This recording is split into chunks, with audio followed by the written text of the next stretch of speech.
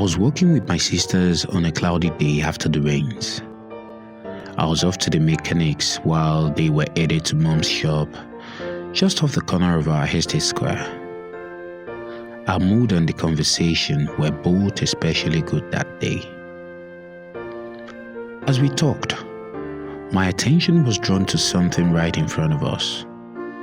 There, walking into the estate, was a woman who appeared to be carrying all her worldly goods on her back.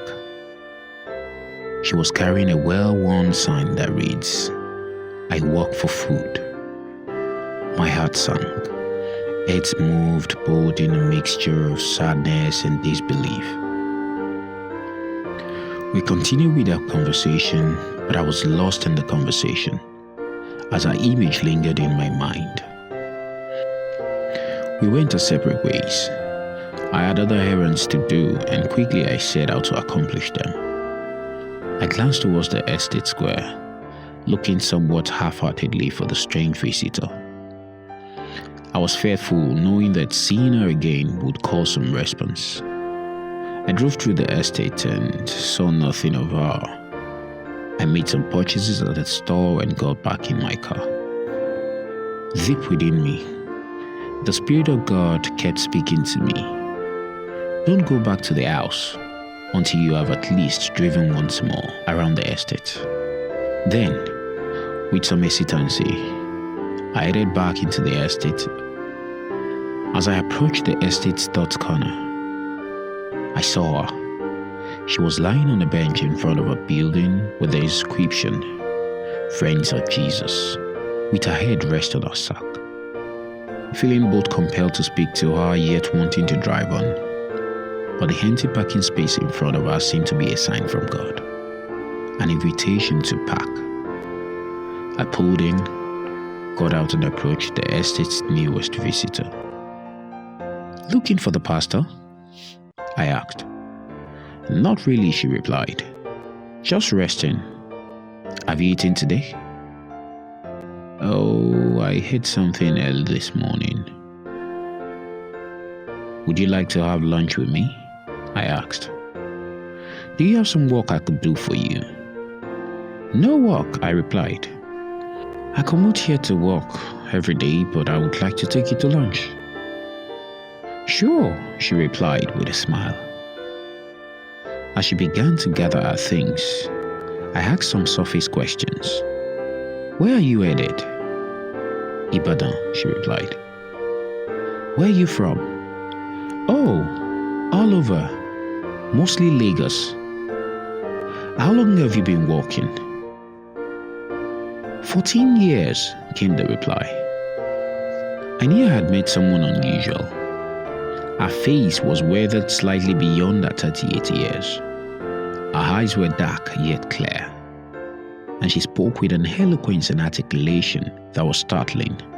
She removed the dangling sign and flipped over to reveal a message that reads, "Jesus, the never-ending story." Then Olaito's story began to unfold. She had seen rough times early in life. She had made some wrong choices and reaped the consequences. 14 years earlier, while backpacking across the country, she had stopped on a beach in Oniru. She tried to hire on with some men who were putting up a large tent and some equipment. A concert, she thought. She was hired, but the tent would not house a concert, but revival services. And in those services, she saw life more clearly. She gave her life over to Christ. "Nothing has been the same since," she said. "I felt the Lord telling me to keep walking, so I did. Some 14 years now." "Ever think of stopping?" I asked. "Oh, once in a while when it seems to get the best of me. But God has given me this calling. I give out Bibles. That's what's in my sack. I walk to buy food and Bibles, and I give them out when His Spirit leads." I sat amazed. My homeless friend was not homeless after all. She was on a mission and lived this way by choice. The question burned inside for a moment, and then I asked, "What is it like?" "What?" To walk into a town carrying all your things on your back and to show your sign. Oh, it was humiliating at first. People would stare and make comments. Once someone tossed a piece of half-eaten bread and made a gesture that certainly didn't make me feel welcome. But then it became humbling to realize that God was using me to touch lives and change people's concepts of other folks like me. My concept was changing too. She finished her meal and gathered her things. She turned to me and said, "Come ye blessed of my Father, and inherit the kingdom I have prepared for you. For when I was hungry, you gave me food. When I was thirsty, you gave me drink. A stranger, and you took me in."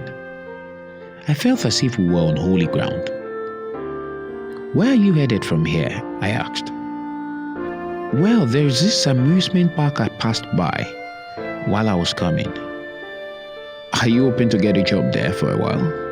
"No, I just figured I should go there.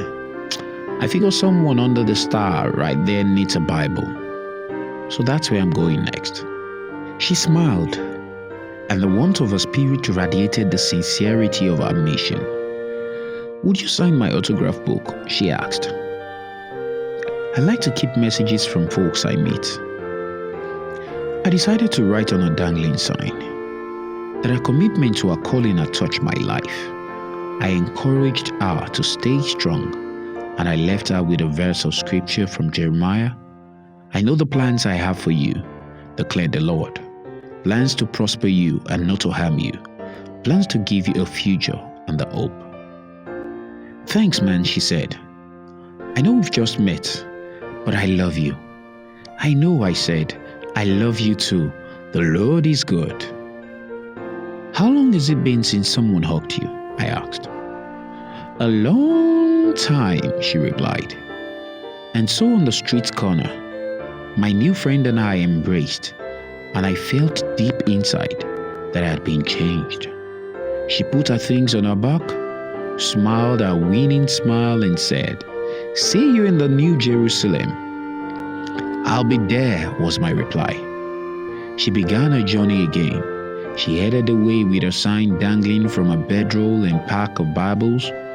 She stopped and turned and said, "When you see something that makes you think of me, will you pray for me?" "You bet," I shouted back. "God bless, God bless." And that was the last time I saw her. Late that evening, as I headed back home, the wind blew so strong. The cold front had settled hard upon the town. I bundled up and hurried to my car, and as I sat back and reached for the emergency brake, I saw them. A pair of well-worn brown work gloves, neatly laid over the lens of the handle. I picked them up and thought of my friend and wondered if her hands would stay warm that night without them. Then I remembered her words, "If you see something that makes you think of me, will you pray for me?" Today, the gloves lie on my desk in my house. They help me to see the world and its people in a new way.